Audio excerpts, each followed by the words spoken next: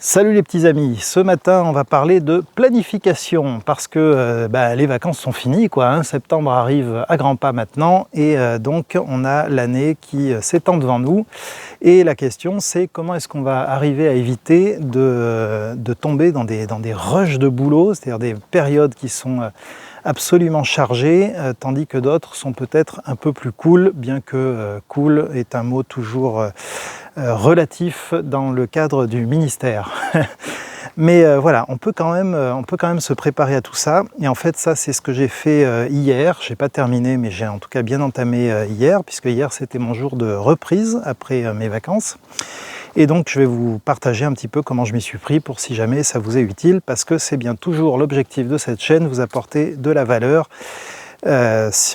pour vous inspirer, pour vous aider dans vos propres tâches. Donc ça fonctionne pour le ministère pastoral, mais ça fonctionne aussi évidemment dans d'autres cadres, en particulier dans des cadres où c'est vous qui faites votre emploi du temps. Dans une deuxième partie de la vidéo, je vous expliquerai aussi où j'en suis de mon défi perte de poids, parce que ça continue, on tient le bon bout, et donc je vous dirai simplement vite fait où est-ce que j'en suis à ce niveau-là. Alors, comment est-ce qu'on peut essayer d'anticiper au maximum son année? Étant entendu, évidemment, qu'il y a toujours des moments inattendus dans le cadre du ministère. Et donc, il faut aussi avoir une certaine souplesse et savoir redistribuer un peu les charges quand il y a des choses qui surgissent, qui n'étaient pas prévues, et qui viennent donc troubler ce qu'on avait anticipé, ce qu'on avait prévu. Mais quand même, on peut essayer d'anticiper et ça aide tout au long de l'année.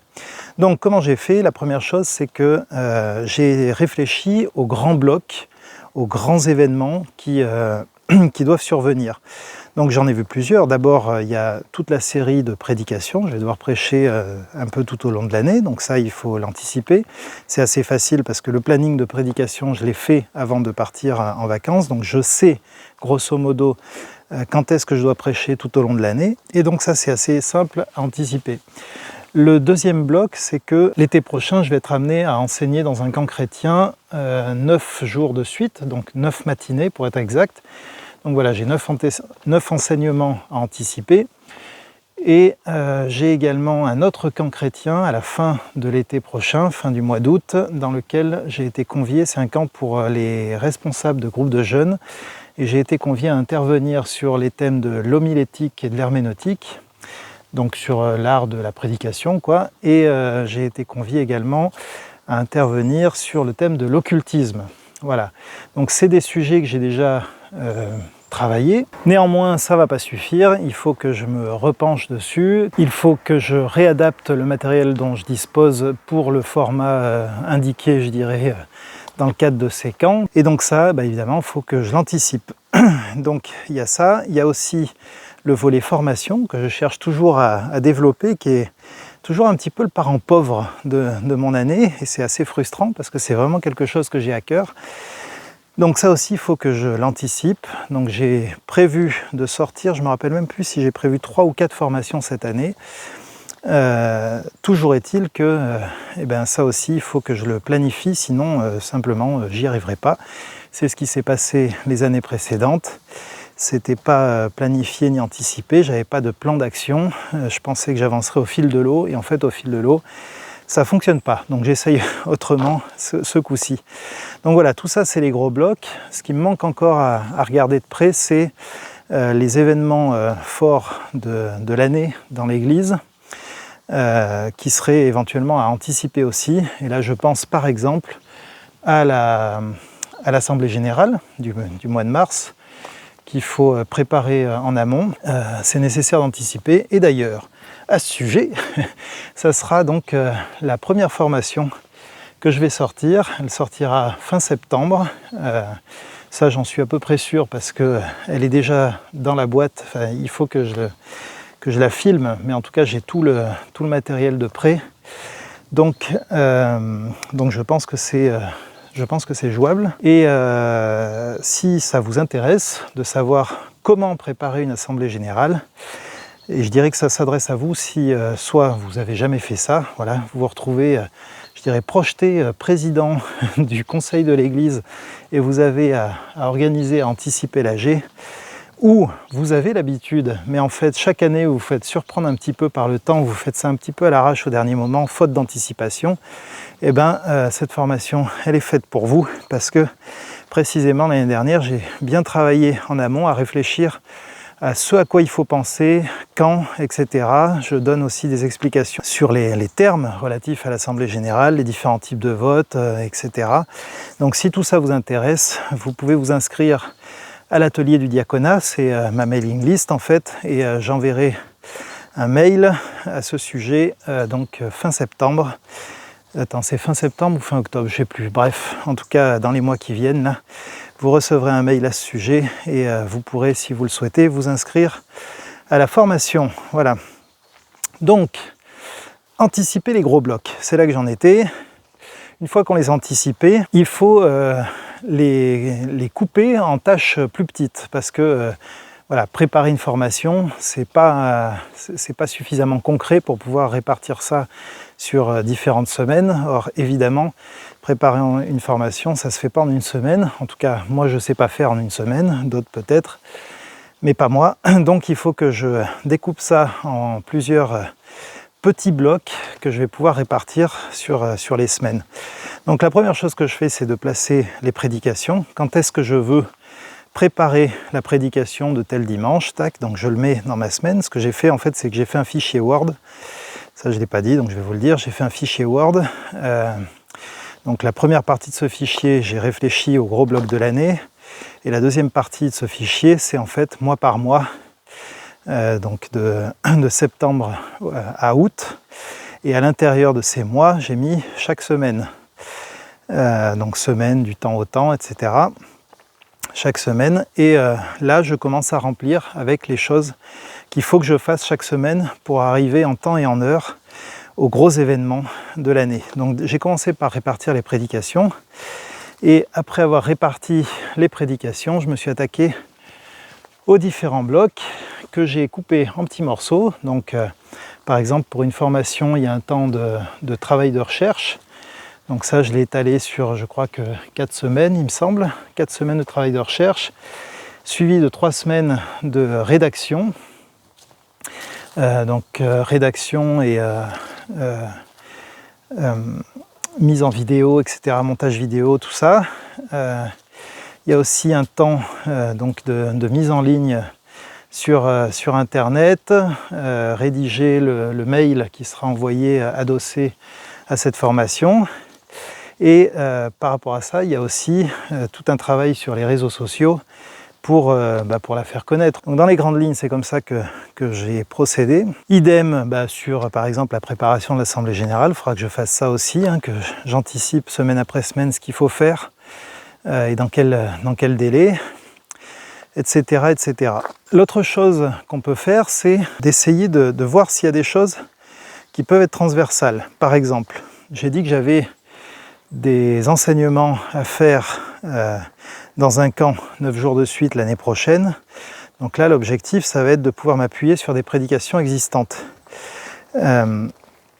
Donc, ça veut dire que je vais essayer de faire en sorte, par exemple, de faire une série cette année de 9 prédications, soit sur une thématique, soit sur un livre biblique, qui vont me servir de base à l'enseignement de l'été prochain.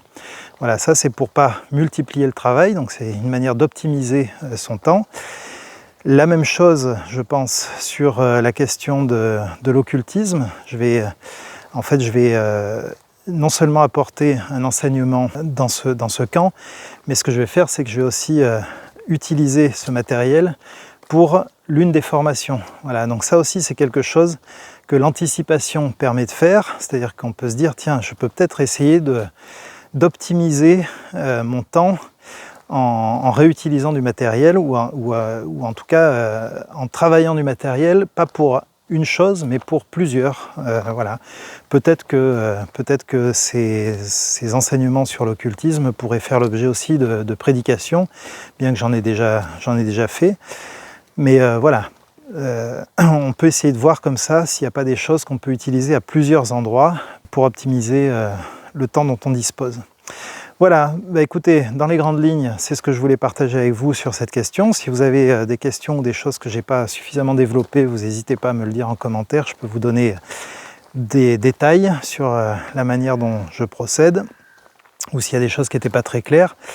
Et puis donc le deuxième sujet que je voulais aborder avec vous pour vous donner des nouvelles, parce que ce défi de perte de poids, c'est évidemment mon défi, et on peut se dire on s'en fout en fait de sa perte de poids, ce que je comprendrais tout à fait, mais peut-être aussi qu'il y en a parmi vous qui s'en foutent pas parce que ils ont aussi ce besoin de se reprendre un peu en main au niveau de leur santé physique. Et c'est pour vous en fait que je fais ces vidéos, pour vous montrer un peu comment je fais, où j'en suis, si par hasard ça vous motiverait à faire de même, parce que en tout cas pour l'instant franchement je ne souffre pas. C'est pas très, ça me demande pas des efforts surhumains, ça demande quelques efforts quand même, parce qu'effectivement quand on te présente un bon gâteau là en fin de repas, qui a l'air succulent et que tu dis non, bon bah ça demande un petit effort effectivement, mais c'est pas des choses qui sont insurmontables, et en tout cas je ne meurs pas de faim. Donc ça c'est quand même important. Je me nourris suffisamment pour être bien toute la journée. Je dirais même que je suis mieux que quand je mange plus, parce que je sens que j'ai plus d'énergie. J'en dépense certainement moins pour digérer, donc c'est vraiment tout bénef. Et donc où j'en suis? Eh bien j'en suis que je me suis pesé hier, j'étais à 63,7, donc j'ai perdu en tout là à peu près 4 kilos. Ces 3 dernières semaines ça a été plus compliqué parce que j'étais dans un lieu où on mangeait très bien. Et où j'avais pas trop j'avais pas le choix, j'avais pas la maîtrise de ce que je mangeais. Je pouvais maîtriser les quantités, mais c'est tout. Et par ailleurs, je ne pouvais pas peser mes aliments, donc j'ai simplement essayé de réduire, et j'ai réussi à perdre quand même. Alors pas beaucoup, sur 3 semaines j'ai perdu 1 kg, mais compte tenu du lieu où je me trouvais, c'est pas mal. Voilà. En tout cas, j'ai pas regrossi, donc ça c'est bien déjà. Et j'ai même continué sur la pente descendante, donc c'est plutôt positif. Maintenant, je viens de revenir chez moi, je vais pouvoir maîtriser un petit peu mieux à nouveau ma consommation calorique, donc j'ai bon espoir que ça descende un peu plus rapidement que ça.